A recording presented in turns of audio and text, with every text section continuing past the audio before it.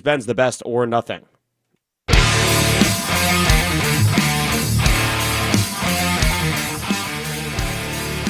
All right, baseball's back. Lockout over, day 99. Expected to be ratified coming up at about 3 o'clock. So, gentlemen, start your engines. Let's say hello to Kevin Acey, our extra 1360 Padres insider, who I think is in Arizona. Kevin, how are you? I am fantastic. Isn't this exciting? It's very exciting. It's much more exciting than who knows what your backup material is going to be for the next couple of days. Well put. Let's put it this way. I basically boycotted minor league camp today. I'm sure that no one noticed, but I could not bring myself to go out there. In any other year, it would be exciting to go back to the backfield. Okay, cool. There's C.J. Abrams, all that. All it did was make you, or at least it did me, it just made me know even more that I was there at the Peoria Sports Complex and the big two fields were empty and there were no big leaguers. So this is awesome. Yeah. I mean, again, and we talked about it yesterday. I love the story about Wyatt Hoffman. That was great. It made me feel like an old person because I remember that kid when he was truly a kid. So I like all that sort of stuff. But I think we all know what fans gravitate towards. And yes. And Kevin, this is coming up at 3 o'clock today. We appreciate you doing this on short notice. Once the sugar-free Red Bull in front of you, what do you got? Yeah, that's just a regular Thursday, but it's going to be wild is what virtually everyone says. Now, you get the outliers. I mean, gosh, it was like the CBA negotiations, right? You hear, oh, well, this block is against it. Oh, no, and you read a lot into it. I don't buy into the people that are saying, hey, you know what? Maybe the owners aren't going to go crazy right away. No, I don't buy it, and I don't think most people buy it. It's going to get wild. The Padres were interested to some level in all four of the top outfielders that are available, Castellanos, Bryant, Conforto, Seiya Suzuki. I have handicapped that Suzuki is the top target if he hasn't already decided that he's going to the San Francisco Giants, which again, you hear, this is going to be fun and great.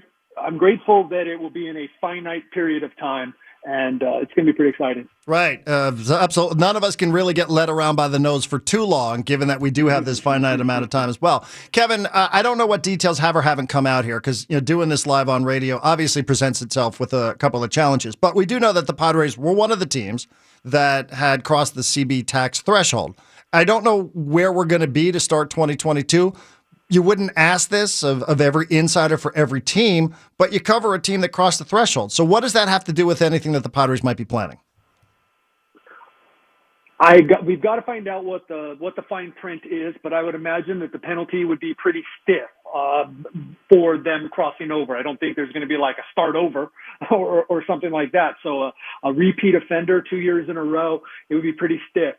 Where are they at? I honestly don't even know because it's a different formula than say what we talk about their payroll being. It figures in a whole bunch of other stuff, and I think there could be some new stuff when the CBT when we find out the CBA fine print. It's a consideration, but my understanding is they have it in the budget. Offense now. They'd be real happy if they could also shed some dollars, and we know where that would come from. Yes, they would be very happy if they could shed some dollars as well. Okay, so you cut out a little bit there, but the types of names that you started this conversation, those are players that are going to, as currently constructed, send you well beyond whatever the CBT is, unless they've raised it to the point where we're unaware. Do you get the sense, though, that this is a club that's willing to do that, as it currently stands, given their needs? Yes. Because they're all in on winning. Now, you talk enough to people in the organization and you start to doubt yourself because they talk about Nomar Mazara being able to play left, Jurickson Profar being able to play left. Again, if I'm just the reporter guy, that's where I'll stop the conversation. As, the guy who's also going to try and give you some context, I'm not buying that. And I'm told that, based on an influx of money, some refinancing, that sort of thing, but the Padres are in position to spend responsibly, but spend as they need to add offense. What has Bob Melvin and his coaching staff been doing during this lockout for 90-something days? Getting to know each other, because there were only 2 holdover coaches and only 2 others that worked under Melvin. I got my math correct. Getting to know their players, actually how their players play. Obviously not getting to know their players, though most of them, the new guys, were able to talk to players in November. Getting to know will be in spring training, and it'll be fast. But they have been watching video. They've been game planning, at least for their NL West opponents. In some ways, they're going to be extremely prepared with their plans for spring training and their plans for attacking opponents.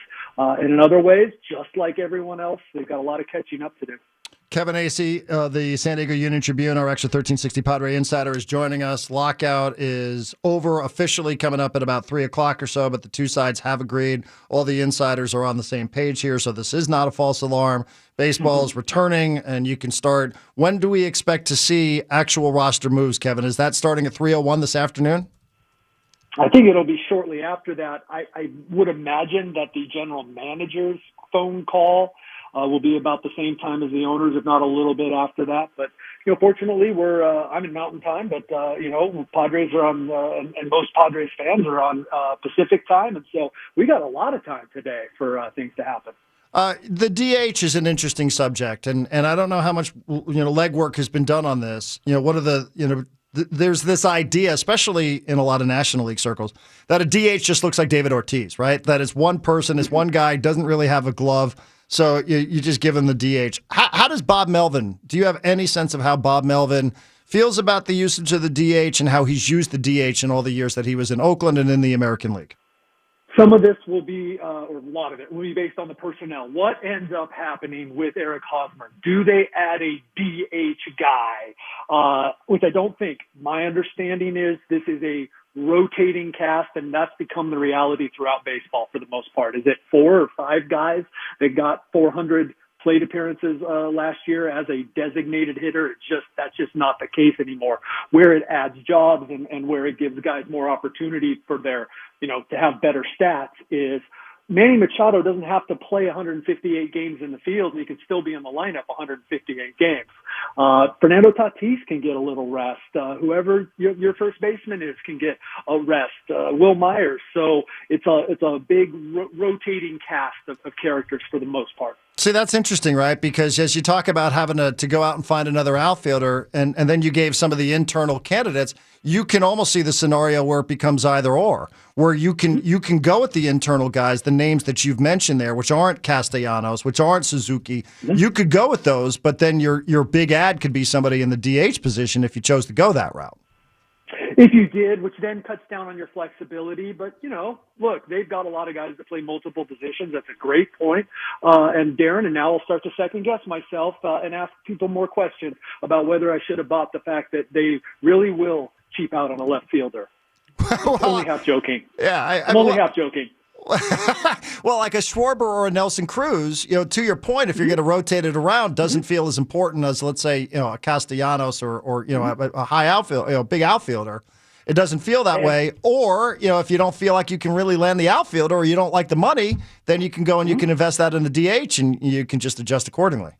And a shorter term contract, at least for Cruz, and also less money. And then maybe, while I think the closer is probably already on the team, maybe you're adding a really high-end bullpen arm. Yes. And I guess that's why it'll be fascinating, and I'll be completely paranoid for the next week, 2 or 3. You said the closer might be on the roster, or are you thinking Drew Pomerantz, or am I missing? What are you thinking? Now, Pomerantz's going to start a little bit late, not as late as he would have in the season, but, he might not even be throwing until the middle of next month in terms of, off a mound. So haven't really locked that down, but he was not going to be ready for the start of spring training anyway. So you've got Suarez, Pagan. You've got some candidates on there. Maybe it's committee. Doubt it, but maybe it's committee to some extent. But I also think, gosh, that is a place that we have to look for them to be at least looking. There was a pitcher that they were attempting to sign right before the lockout. He had pitched previously in Japan. I'm drawing a blank on his name. Kevin, what do you suspect is the story there? I imagine that he will. I'm drawing a blank on it too. Just took my 5-hour energy, going a little fast here, Darren. Nice. But that's a done deal. Done deal. Okay, so that it wasn't formally done. You still think, though, there's no reason to think that that guy's going to end up in a different situation. Right. No, that was like a paperwork thing. Okay, paperwork thing as well. I said this, one of the first things, and nobody's asking me for my opinion internally from the organization, but you and I both know, the Hosmer stuff hovering over, I'm not saying it's why they only won 79 games. I don't think it helped. And maybe I'm overstating it. How soon do you think that the organization needs to address this? What is your intention with this player? Do you want to keep this guy or do you want this hovering around? Fans have obviously turned on him. That will change if performance increases, correct? Right. But what do you think is the right approach or the approach the Padres should and will take with regards to Hosmer here as camp opens up? Well, first, I'm in agreement with you. It's not the reason they won 79 games, but the handling of it did not help.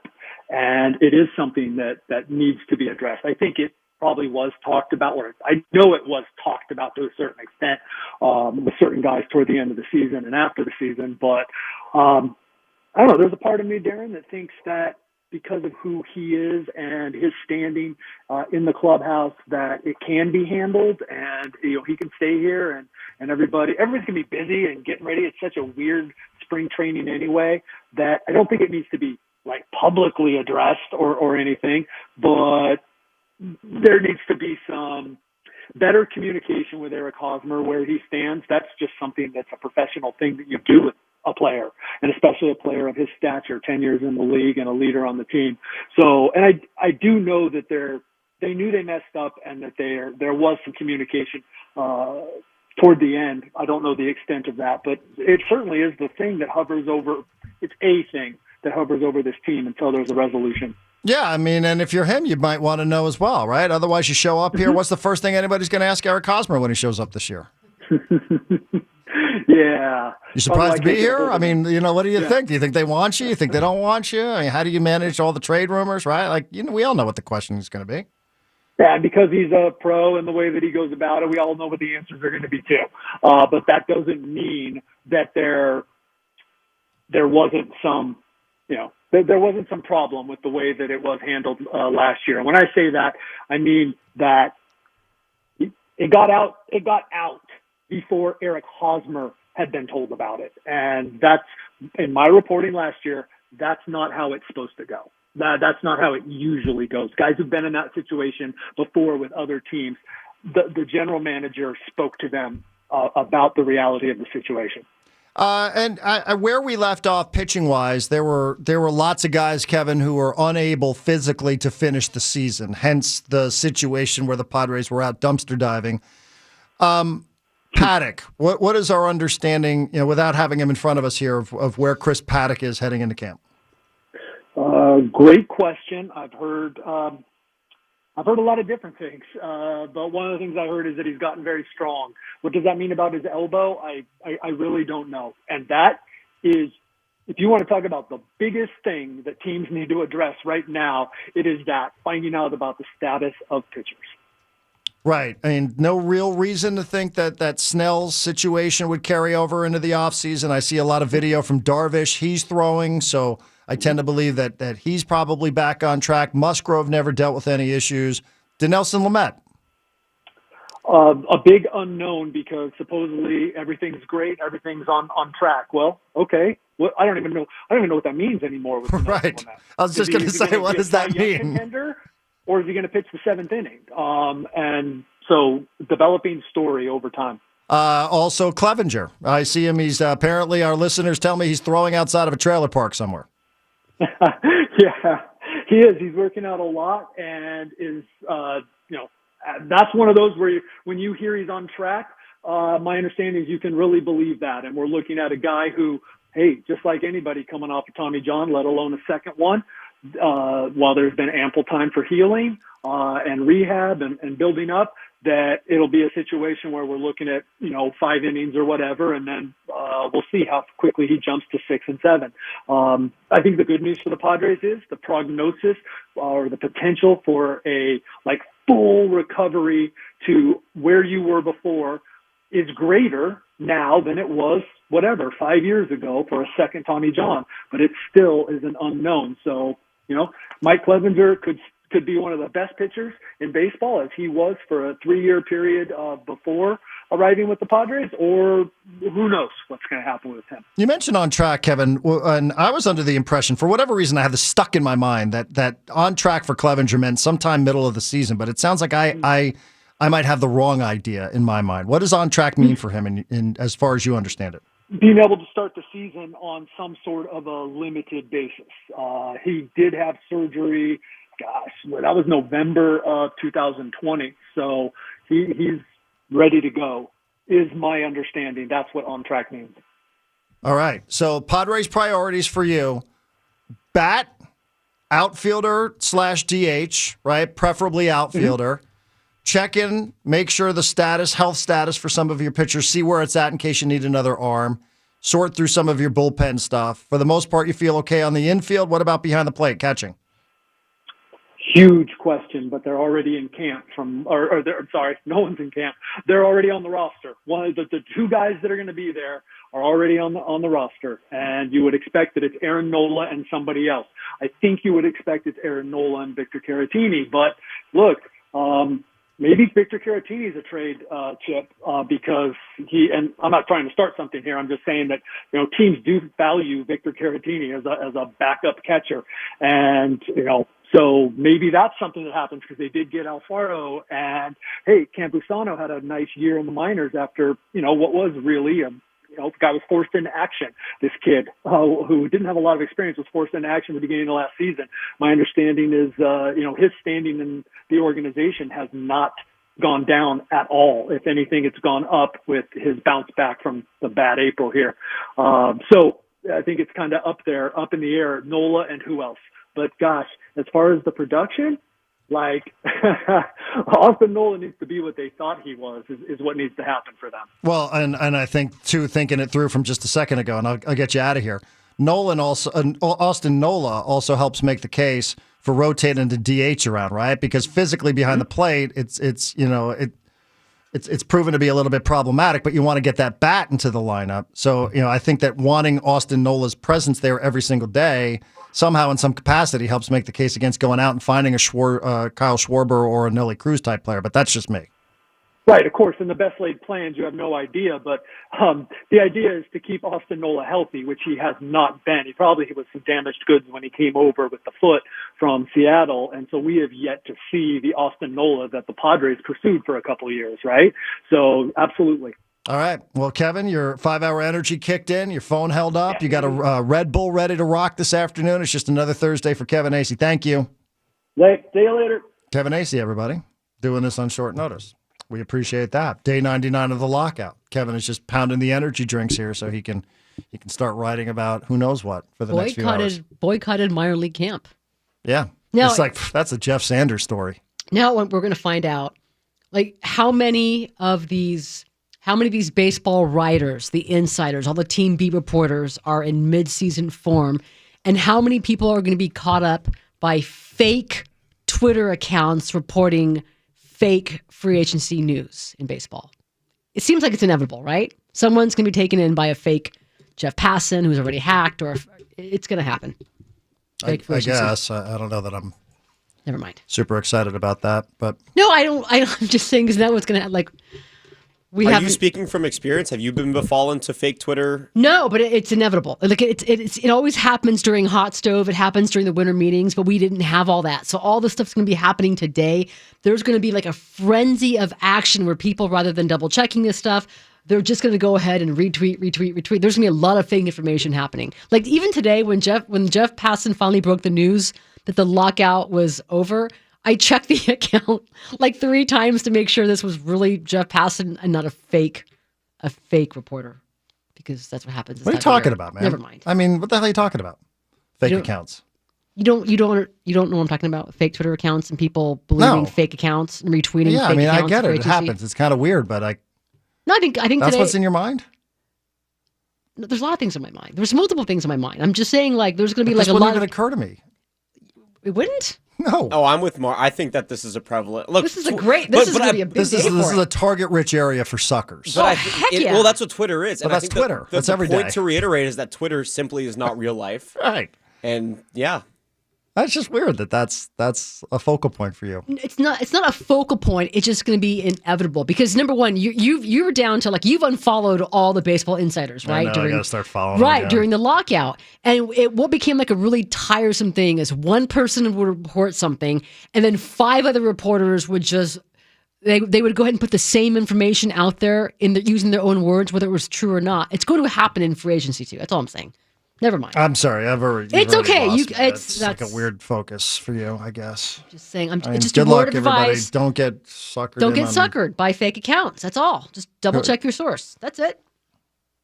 Yeah, I guess. Forget it.